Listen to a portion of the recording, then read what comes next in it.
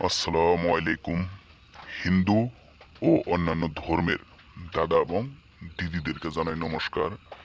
আশা করি সবাই ভালো আছেন। আজ আমি আপনাদের মাঝে একটি বশীকরণ মন্ত্র নিয়ে হাজির হলাম। যে বশীকরণ মন্ত্র দিয়ে আপনি যে কাউকে ছেলে হোক বা মেয়ে হোক, নারী পুরুষ সকলকে আপনি বশ করতে পারবেন 100% গ্যারেন্টি সহকারে।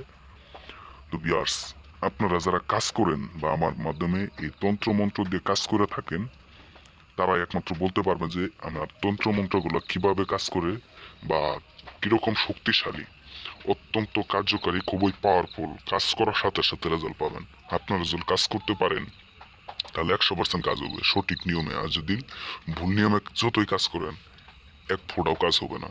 তো ভিউয়ার্স, আমি বেশি কিছু বলবো না, আমি আপনাদের নিয়মগুলো বলে দিব আর মন্ত্র সহ বলে দিব। এক ভাই বলছে যে ভাই আমাকে একটা মন্ত্র দেন, যে মন্ত্র দিয়ে আমি যে কাউকে আমি বশ করতে পারি। তো আমি সেই ভাইয়ের অনুরোধে আমি আপনাদের মন্ত্রটা দিয়ে দিতেছি। আপনারা মনোযোগ সহকারে দেখেন এবং শোনেন।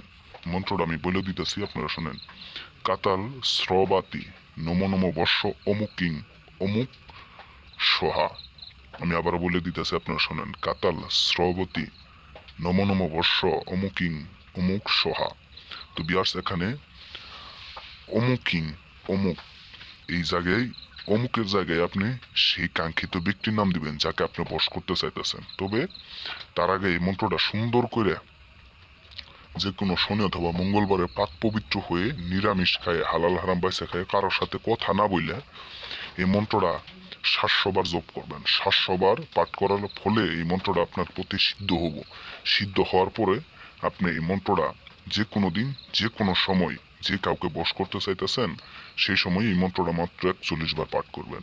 41 বার পাঠ করার সাথে সাথে সেই কাঙ্ক্ষিত ব্যক্তি আপনার পাগল হয়ে যাব, আপনার প্রতি আকৃষ্ট হয়ে যাব, আপনার প্রতি বশ হয়ে যাব, বাধ্য হয়ে যাব। আপনি যা বলবেন সে তাই করবো 100% গ্যারেন্টি সহকারে। তো ভিউয়ার্স, আপনারা যারা আমার মাধ্যমে কাজ করাইতে চান তারা আমার সাথে যোগাযোগ করবেন, অথবা